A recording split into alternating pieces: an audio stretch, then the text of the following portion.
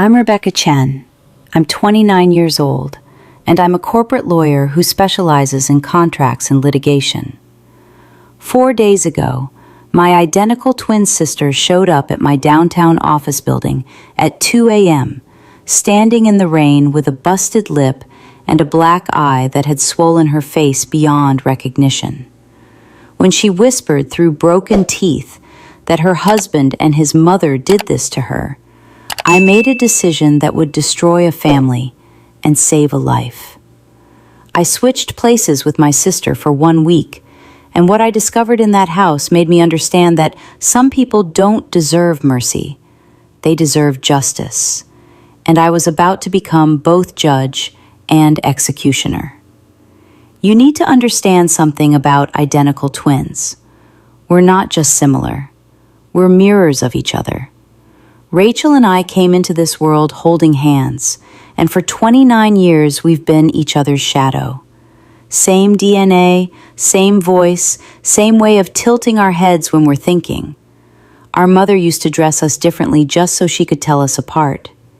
Teachers would mark us absent when we were sitting right there because they'd already counted one of us.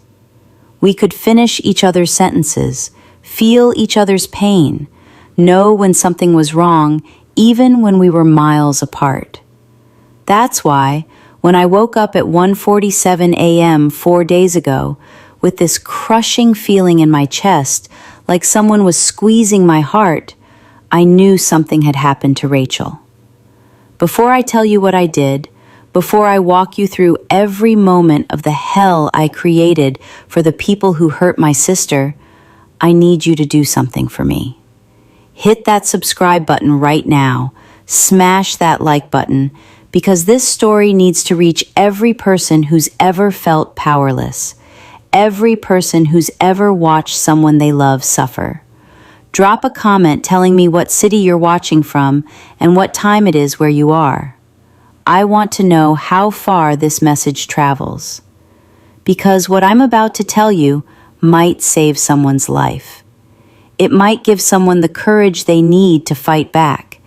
And if my story does that, if it helps even one person escape the nightmare my sister was living, then everything I did was worth it. Now let me take you back to that night. Let me show you exactly how a corporate lawyer became an avenging angel. I was living in Seattle, working for Morrison and Associates, one of the biggest corporate law firms in the Pacific Northwest. My apartment was a sterile high-rise with floor-to-ceiling windows overlooking Puget Sound. Glass and steel and expensive furniture that I barely had time to enjoy because I was billing 80 hours a week, taking depositions, negotiating mergers, destroying opposing counsel in conference rooms that smelled like expensive coffee and desperation. I was good at my job. No, I was exceptional. I made partner at 27, youngest in the firm's history. I had power, money, respect, everything I'd worked for since law school. Rachel took a different path. She stayed in Portland, our hometown, became a nurse at the Children's Hospital. She married her college boyfriend, James Chen, when we were 25. I was her maid of honor, standing next to her in a bridesmaid dress that cost more than her wedding gown. James worked in tech, some startup that promised to revolutionize something or other. He seemed nice enough, quiet, a little too attached to his mother, but I figured that was normal. His mother, Patricia Chen, she was at the wedding too, wearing white, which should have been my first clue. She gave this speech about how she was gaining a daughter, how Rachel would need to learn the Chen family ways, how she expected grandchildren within 2 years. I remember Rachel laughing nervously, squeezing James's hand. I remember thinking it was weird, but chalking it up to cultural differences, traditional values, mother-in-law stuff that every married woman deals with. I was wrong. God, I was so wrong. The distance between Seattle and Portland is only 174 miles, but it felt like a continent. We went from talking every single day to maybe once a week. then once every 2 weeks. Rachel always had an excuse. She was tired from work. James's mother was visiting. They had plans. She'd call me back later. Except later never came. And I was too busy, too focused on my own career, too wrapped up in my own world to push harder, to demand answers, to see what was happening right in front of me. But twins have this connection, this invisible thread that ties us together across distance and time. And that night, 4 days ago, that thread yanked so hard I woke up gasping. I grabbed my phone, hands shaking, and called Rachel. It went straight to voicemail. I called again. Voicemail. Third time, fourth time, fifth time. Voicemail, voicemail, voicemail. Panic was rising in my throat like bile. I called James. He answered on the first ring. "Rebecca." His voice was calm. Too calm. "It's almost 2 a.m. What's wrong?" "Where's Rachel? Why isn't she answering her phone?" "She's sleeping. She had a long shift at the hospital. You know how it is." Something in his voice, this smoothness, this rehearsed quality, made my blood run cold. "Wake her up. I need to talk to her." "Rebecca, it's 2 a.m. Can't this wait until morning?" "No. Wake her up right now, or I'm calling the police for a wellness check." There was a pause. I could hear breathing on the other end. Then, "She's fine. She just needs rest. I'll have her call you tomorrow." He hung up. I stared at my phone, this expensive piece of glass and metal that suddenly felt useless in my hands. Every instinct I had, every gut feeling honed by years of reading witnesses and deposing liars, was screaming at me that something was catastrophically wrong.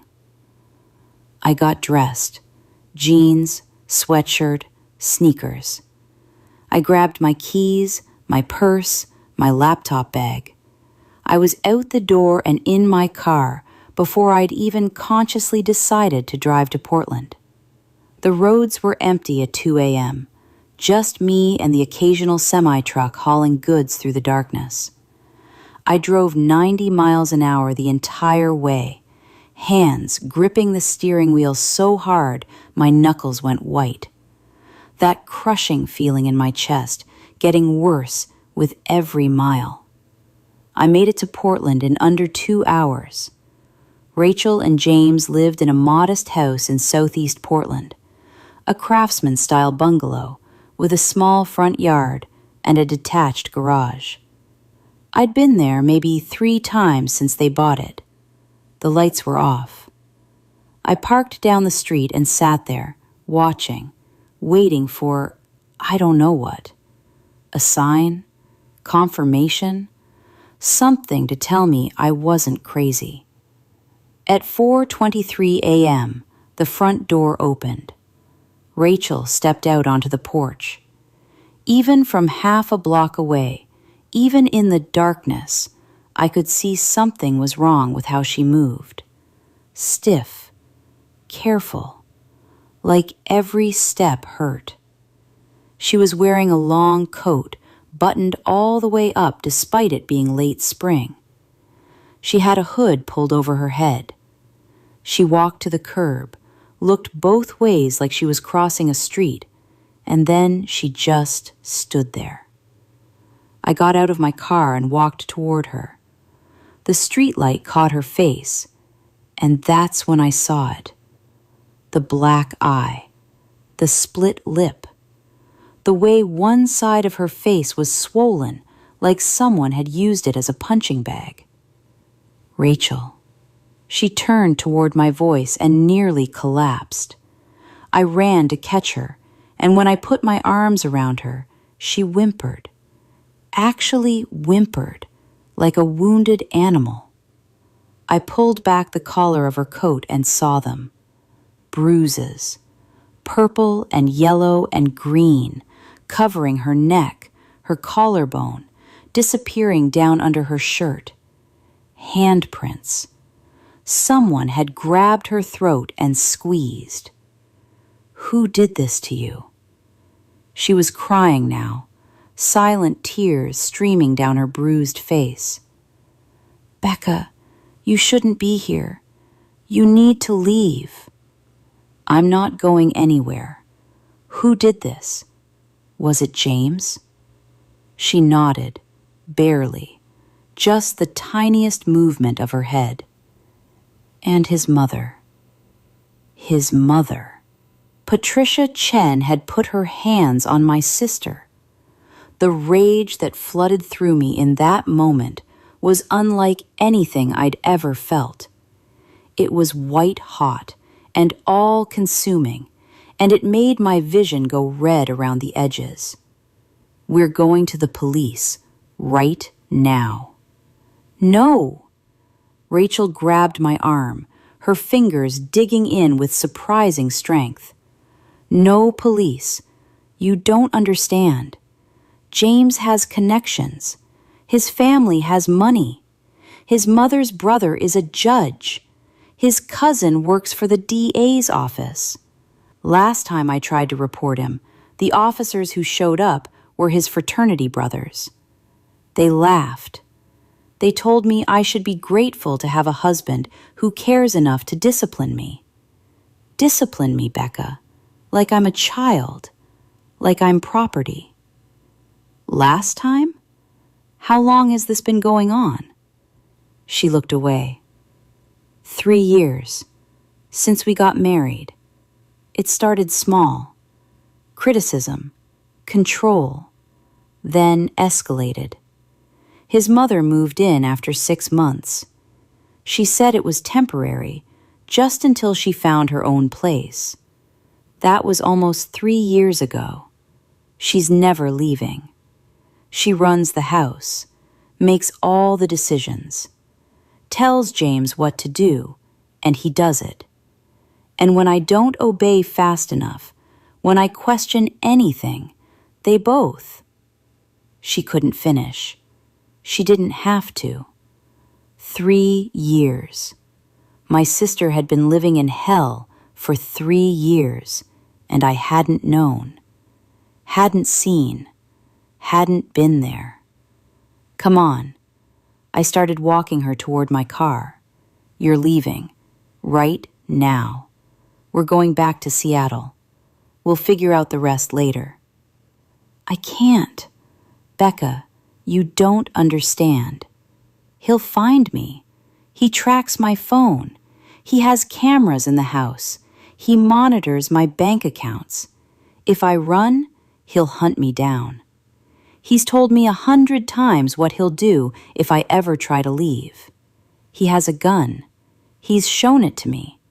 Put it to my head while I was sleeping and told me he'd use it if I ever betrayed him. I stopped walking, turned to face her, and that's when the idea hit me. The absolutely insane, completely illegal, potentially genius idea. Then you won't leave. I will. She looked at me confused. What? We're identical twins, Rachel. No one can tell us apart.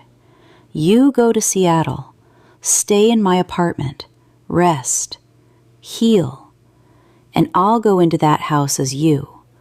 I'll live your life for 1 week, maybe 2, long enough to gather evidence, long enough to document everything, long enough to build a case so airtight that not even a judge uncle can make it disappear, and long enough to make them pay for what they've done to you.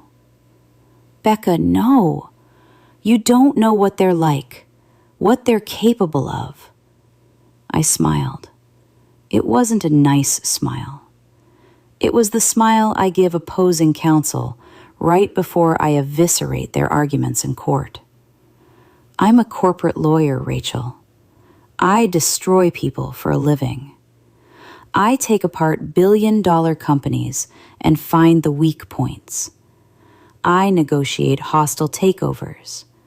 I make grown men cry in depositions.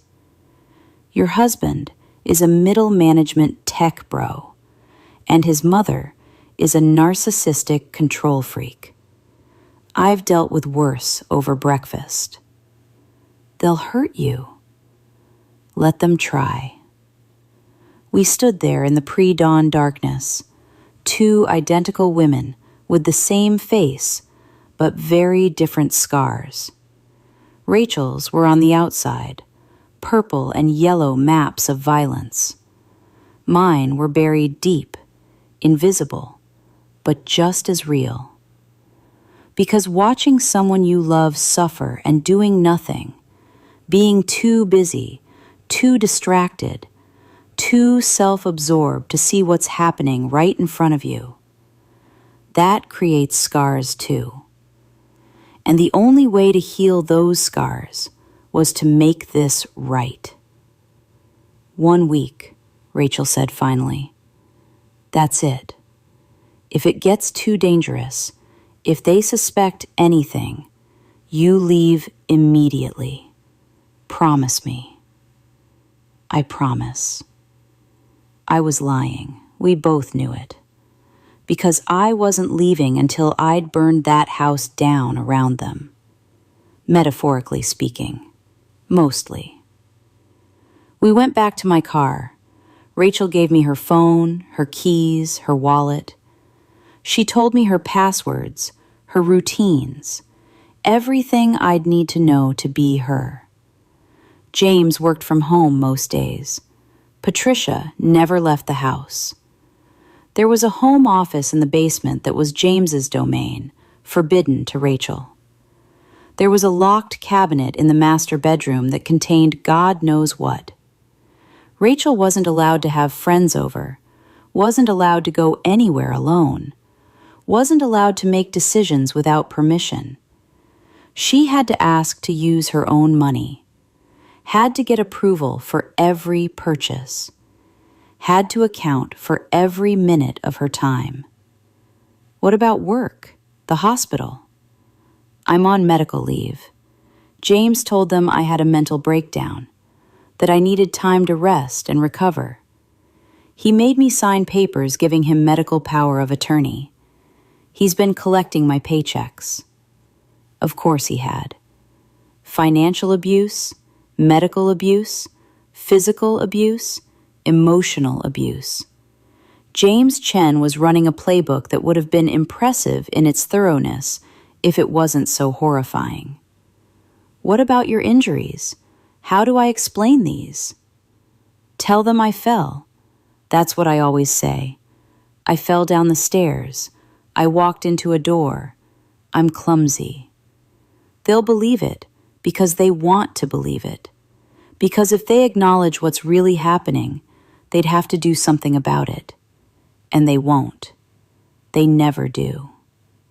I drove Rachel to my apartment in Seattle. She fell asleep in the passenger seat, her body finally releasing tension it had been holding for who knows how long. I watched her sleep and saw the mirror of my own face, but damaged, broken, testament to my failure as a sister. That stops now, I thought. Whatever it takes, however far I have to go, this stops now. I got Rachel settled in my apartment, gave her my laptop, my credit cards, access to everything. Told her to rest, eat, sleep, heal. To not answer the door for anyone. I'd stocked the fridge, left cash on the counter, written down the security codes. She stood in my living room looking small and lost and terrified. Becca, please be careful. They're dangerous, both of them, Patricia especially.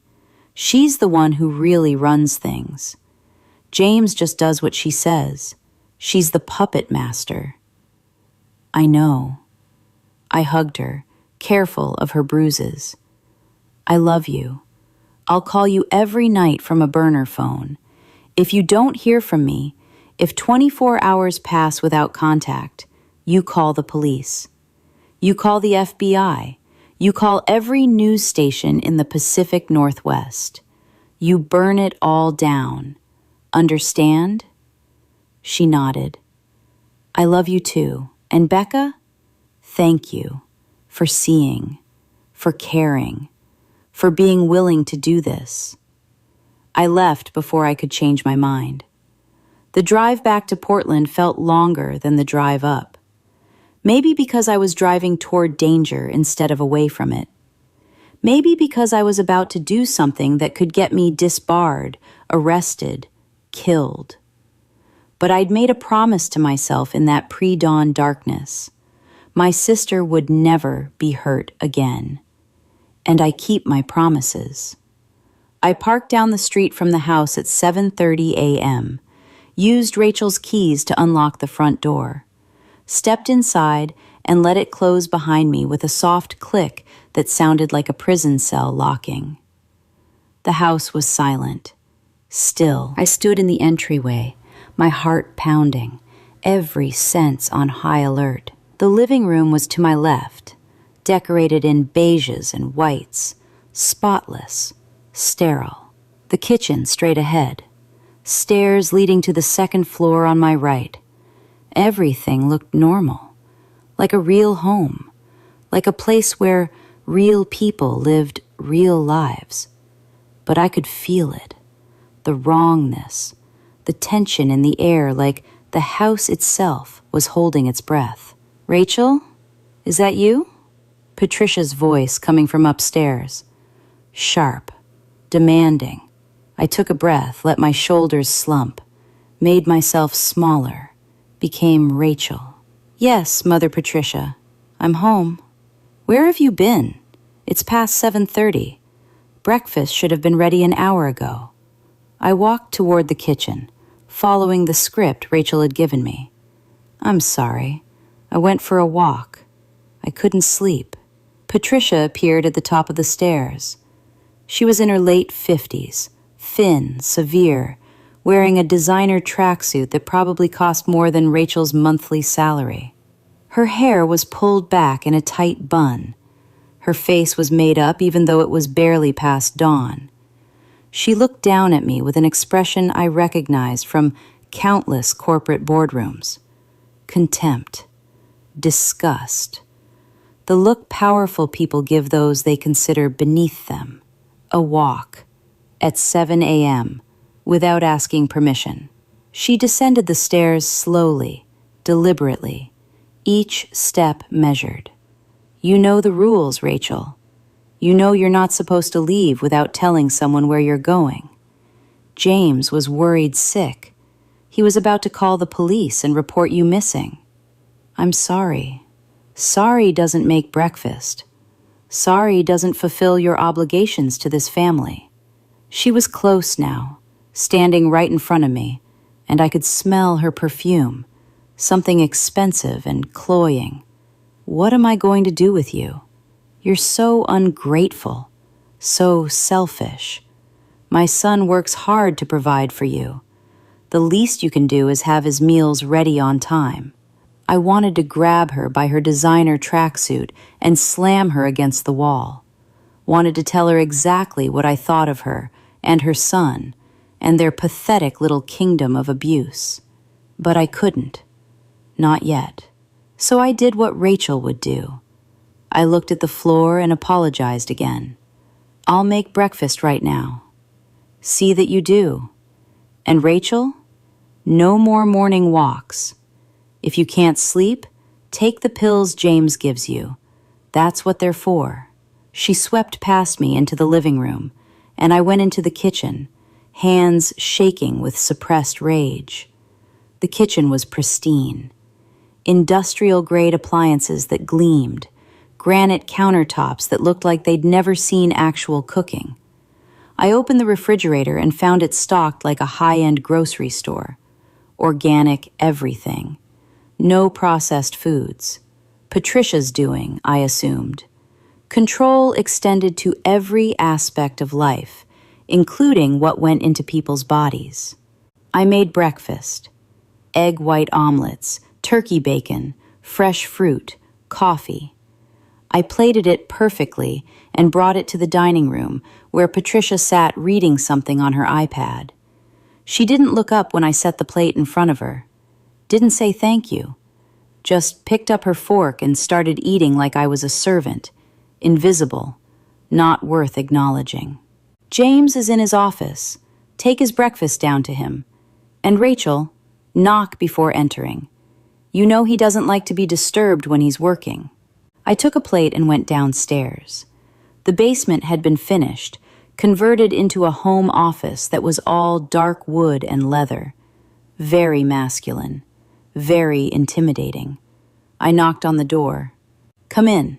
James was sitting at a massive desk, 3 monitors in front of him, keyboard clicking as he typed. He didn't turn around. Put it on the side table. I'll eat when I'm done with this. I set the plate down and studied him. He was handsome in a generic Pacific Northwest tech guy way.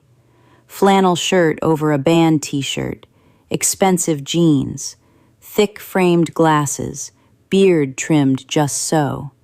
He looked like he'd stepped out of a craft brewery advertisement. Nothing about him screamed domestic abuser. Which is the problem, isn't it? They never look like monsters. They look like everyone else. Rachel, you're still here. He finally turned around and I got my first good look at his face. His eyes were cold, calculating. The eyes of someone who sees people as things to be used. We need to talk about this morning. You can't just leave without telling anyone. It's disrespectful. I'm sorry. Sorry isn't good enough anymore. He stood up, walked toward me, and I had to fight every instinct not to back away. He stopped close, too close, invading my space. You've been difficult lately, resistant. My mother is concerned. I'm concerned. We think maybe you need to go back to the hospital, get your medication adjusted. Would you like that? Would you like to spend another month in the psychiatric ward? So that's what they'd done.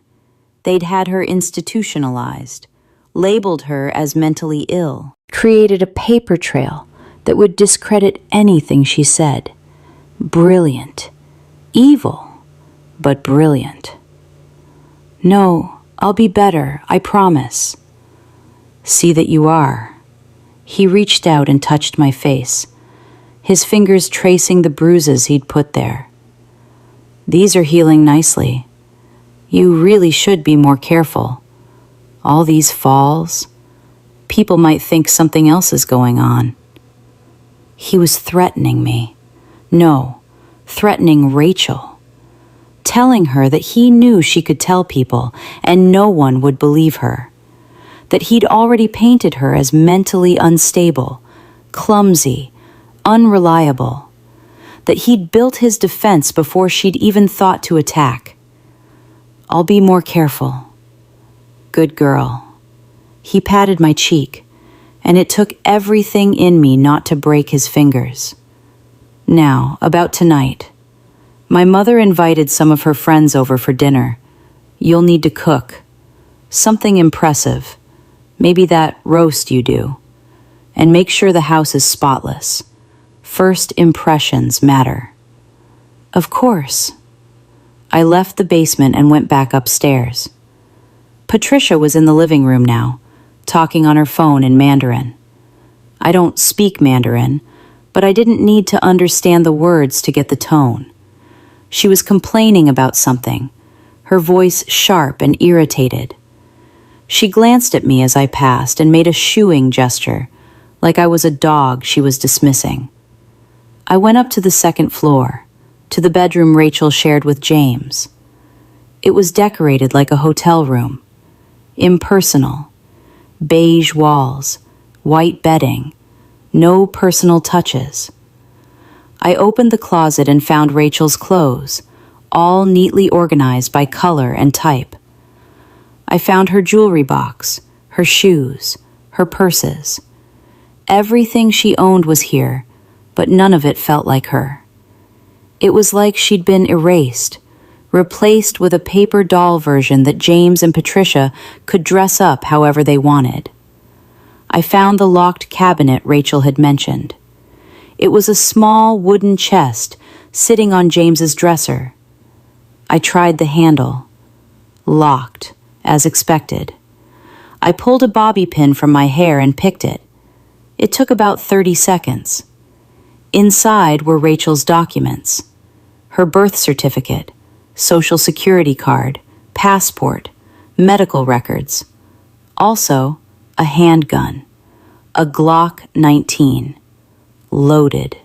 Safety off. Just sitting there among the papers like it was no big deal to keep a loaded weapon in your bedroom. I photographed everything with my phone. The gun, the documents, the lock that shouldn't be on a cabinet containing someone else's legal identification. Evidence. Always gathering evidence. I spent the rest of the day cleaning the already spotless house, preparing for this dinner party I was apparently hosting. Patricia supervised, criticizing everything. The way I folded towels, the way I arranged the throw pillows, the way I was breathing, probably. She found fault with everything, and I took it, absorbed it, filed it away as more evidence of the psychological abuse Rachel had endured. At 4 p.m., she told me to shower and change. She'd laid out clothes for me, a dress. Conservative, expensive, designed to make me look like a doll. I showered, noticing more bruises on Rachel's body that I hadn't seen before. Handprints on her ribs, belt marks on her back, cigarette burns on her inner thighs. Each mark was a crime scene. Each bruise was a felony. I photographed all of them, clinical and detached, building my case. The dinner party started at 6.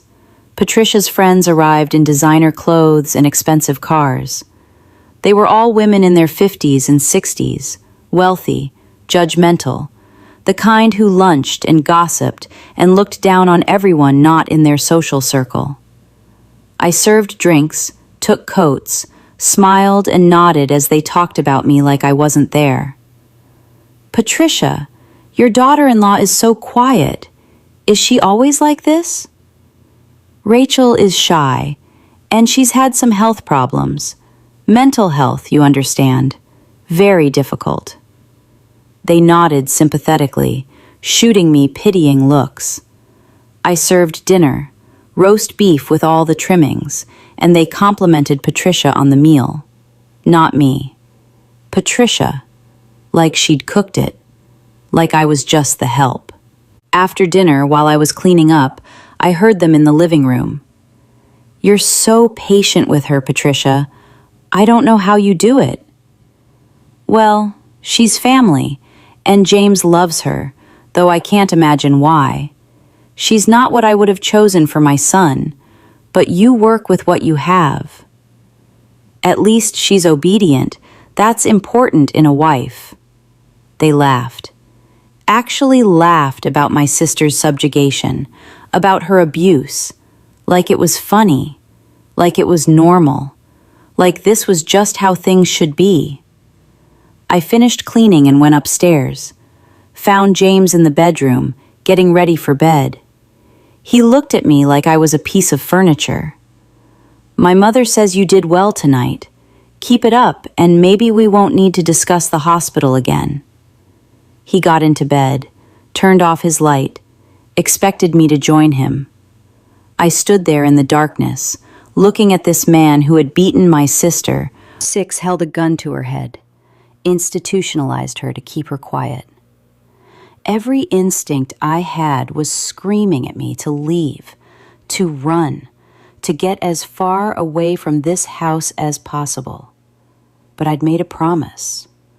So I got into bed, as far on my side as possible, and stared at the ceiling while James fell asleep beside me, snoring softly, like he didn't have a care in the world. Day 1 was done. 6 more to go. I woke up at 5:30 a.m. to Patricia banging on the bedroom door. Rachel, James needs breakfast before his 7 a.m. meeting. Where are you? I stumbled out of bed, went downstairs, made breakfast. The routine was already wearing on me, and it had been less than 24 hours. How had Rachel survived 3 years of this? Day 2 followed the same pattern. Cook, clean, serve, obey. Patricia found new things to criticize. The bathroom wasn't clean enough. I'd folded James's shirts wrong. I'd used the wrong setting on the dryer. Each criticism came with a threat. If you can't do this simple task, maybe you need more medication. James is losing patience with you. We're starting to think you're not fit to be in this house. That evening, James called me down to his office. He was sitting at his desk, looking at his computer screen. Rachel, come here. I walked over.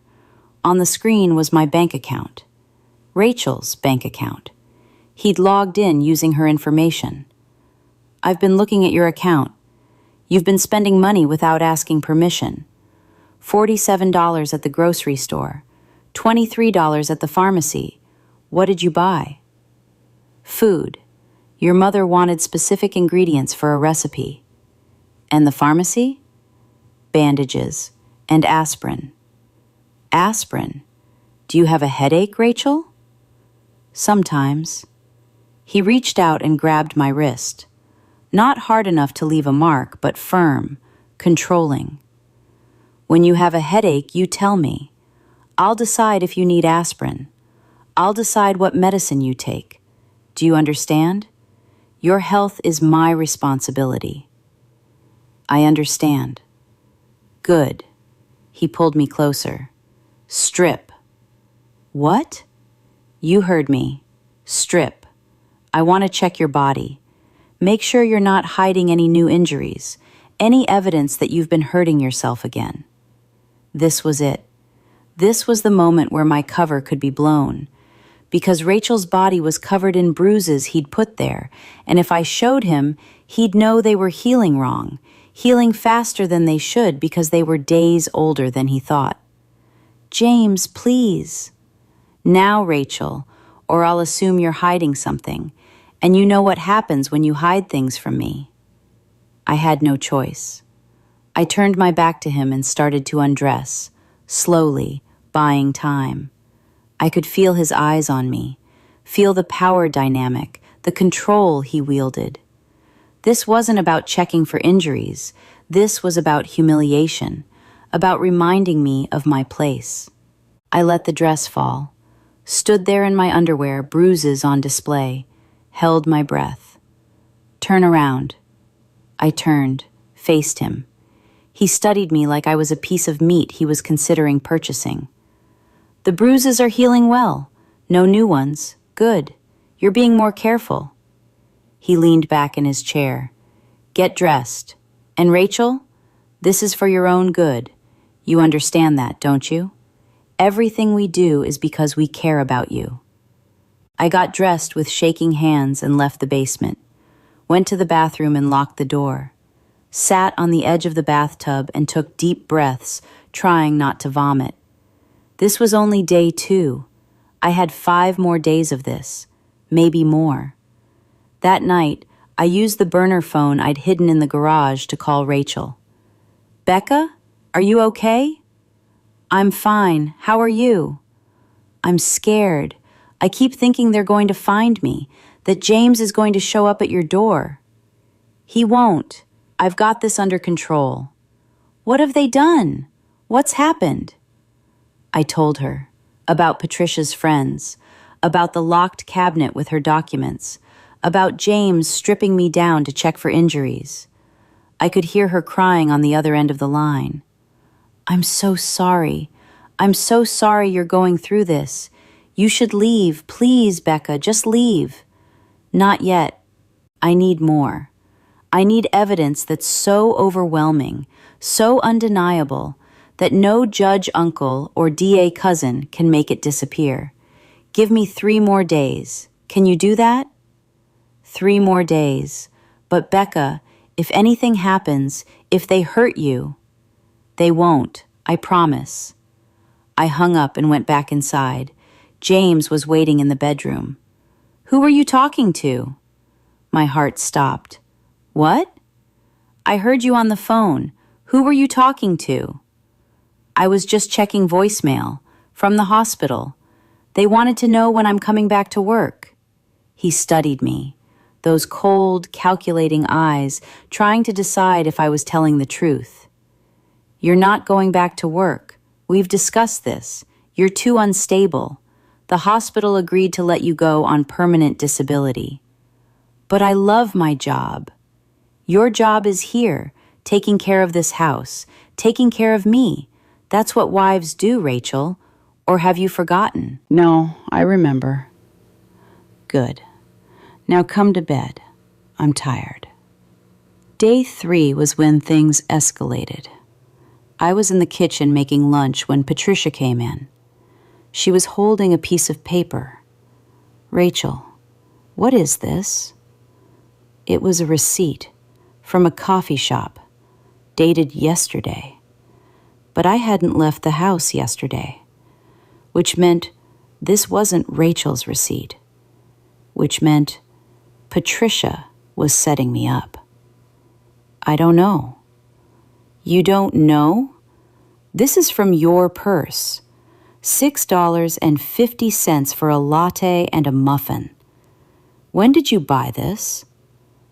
I didn't. That's not mine. Are you calling me a liar? No, Her hand came out of nowhere.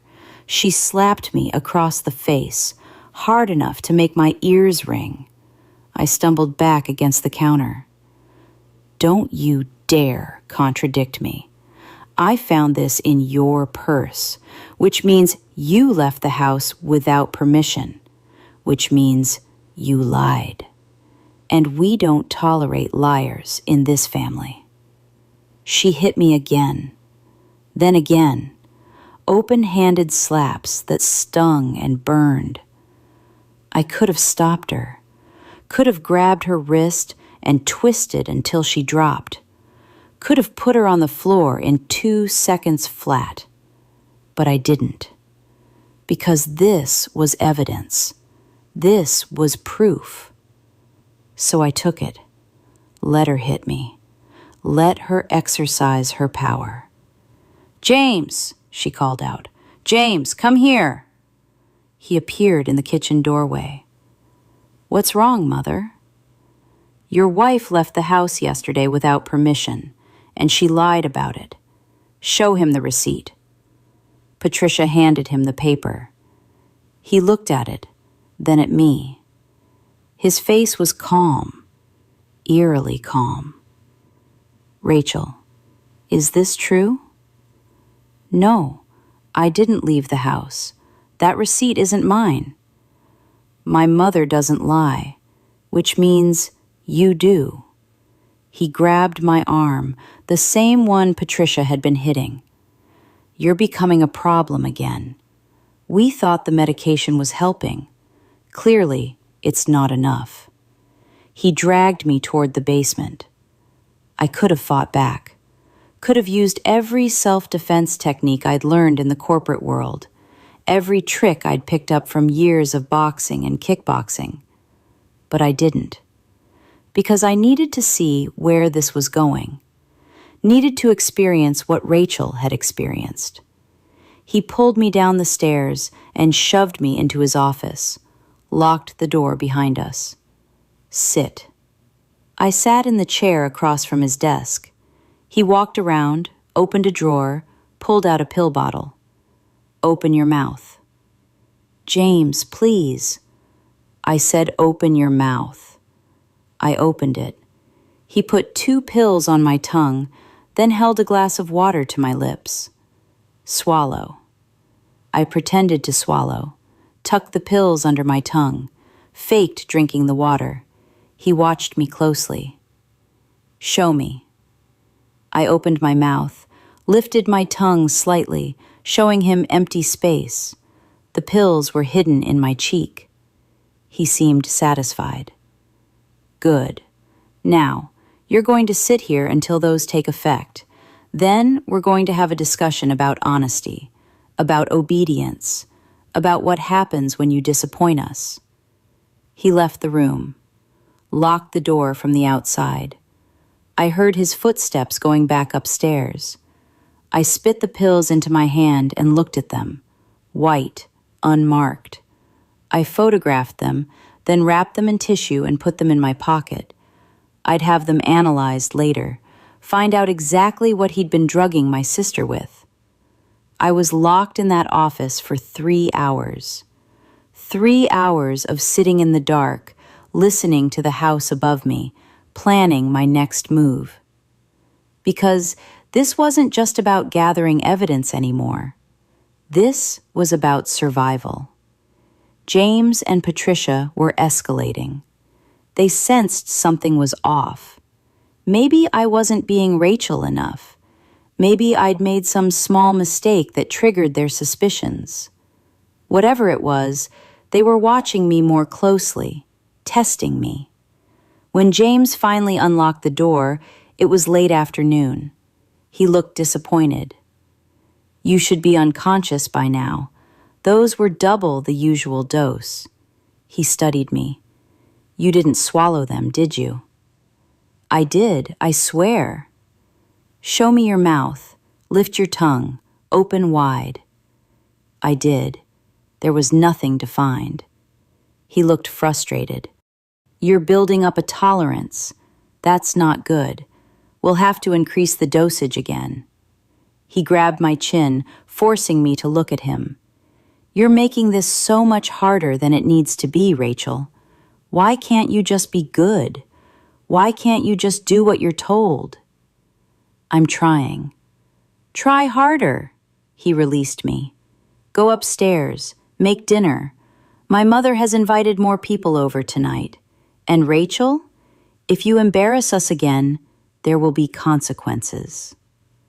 I made dinner in a daze. My face hurt where Patricia had slapped me. My arm hurt where James had grabbed it. But worse than the physical pain was the psychological weight of it all. The constant surveillance, the unpredictable violence, the gaslighting, the control. How had Rachel endured this for 3 years without breaking completely? The dinner guests arrived at 7. More of Patricia's friends, plus some people I didn't recognize. They ate the food I'd prepared and complimented Patricia. They drank wine and talked about investments and vacation, homes, and their children's accomplishments.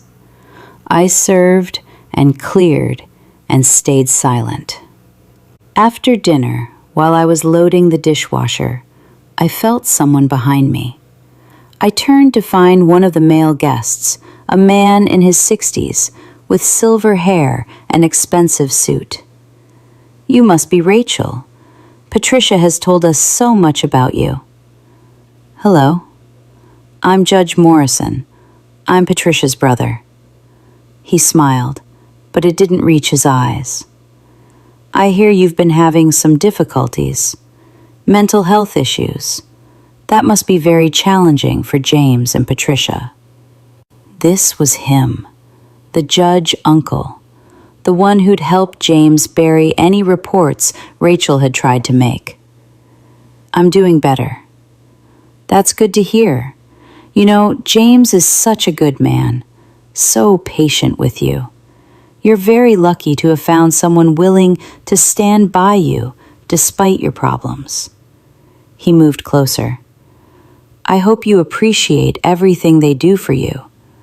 I hope you're not causing any unnecessary trouble. Because Patricia worries, and when she worries, I worry.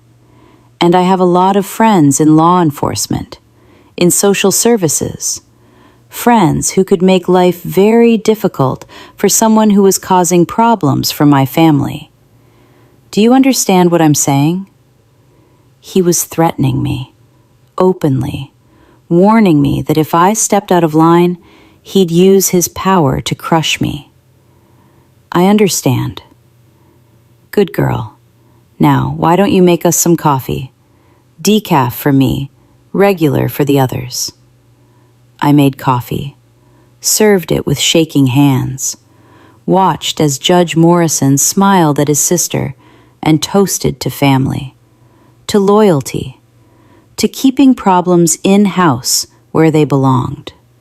That night, after the guests left, after I'd cleaned everything, after Patricia had found 3 new things to criticize, I went up to the bedroom.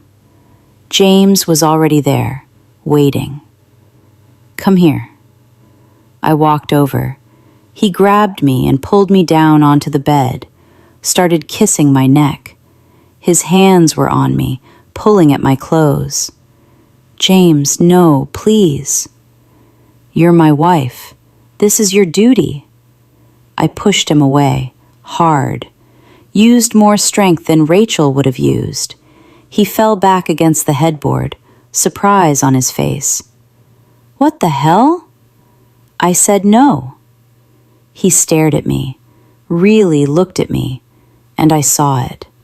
The moment of doubt, the flicker of suspicion. "You've never pushed me away before. Maybe I'm tired of being treated like an object." His face darkened. "Who are you?" My heart was pounding. This was it. The moment where everything could fall apart. Where he'd figure out I wasn't Rachel. Where he'd call his judge uncle and I'd disappear into the system. Another woman who'd made trouble for the wrong family. "I'm your wife." "No." He got off the bed, walked to the dresser, opened the drawer where he kept Rachel's documents. "Rachel would never talk back to me. Rachel knows her place." He pulled something out, her passport. "Rachel looks like you, but you're not acting like her. You're not moving like her. Something is different." He opened the passport, looked at the photo, looked at me. I could see the gears turning in his head. "Who the fuck are you?"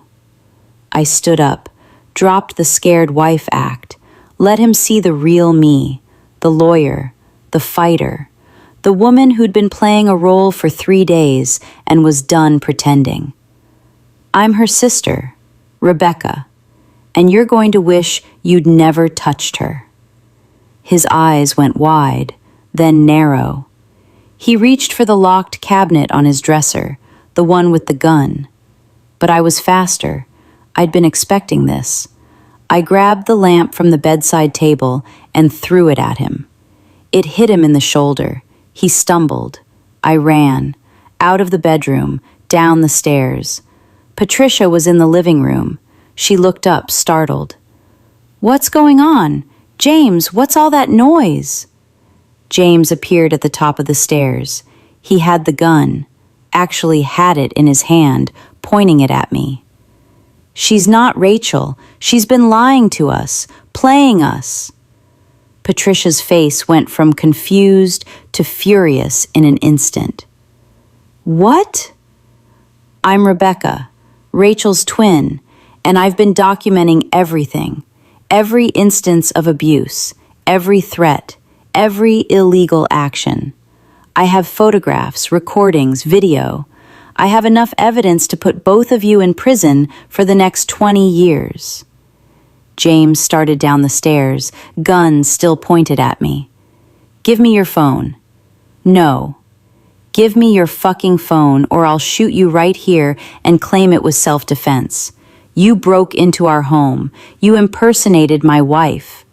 My uncle will make sure I don't spend a day in jail." He was probably right, which is why I'd planned for this. Of course I planned this. I'm a corporate lawyer. Planning is what I do. I took a step toward the door. "Here's what's going to happen. I'm going to walk out of this house. You're not going to follow me. You're not going to touch me. Tomorrow, you're going to receive divorce papers from Rachel's attorney. That would be me, by the way. I'm representing her. You're going to sign those papers and agree to full custody of Rachel, going to herself with no visitation rights for James. You're going to agree to pay alimony. A lot of it. You're going to return every penny you stole from her accounts. You're going to pay for 3 years of therapy. And you're going to stay away from her for the rest of your miserable lives. And if we don't? Patricia's voice was ice. Then I go to the FBI, the DA, the medical board, the state bar. I go to every news station in Portland, and I tell them about Judge Morrison helping his nephew cover up domestic violence. I tell them about a tech worker who drugs and beats his wife. I tell them about a mother who enabled and participated in abuse. I make you famous, and I watch your lives burn. James lowered the gun. I could see the calculation in his eyes, the risk assessment, the realization that I had him. You can't prove any of this. During her vows, she said something that made me cry. She said, I promise to be your partner, not your possession. I promise to love you, not fear you. I promise to build a life with you, not surrender my life to you. And I promise that if I ever forget these promises, my sister will remind me, probably forcefully.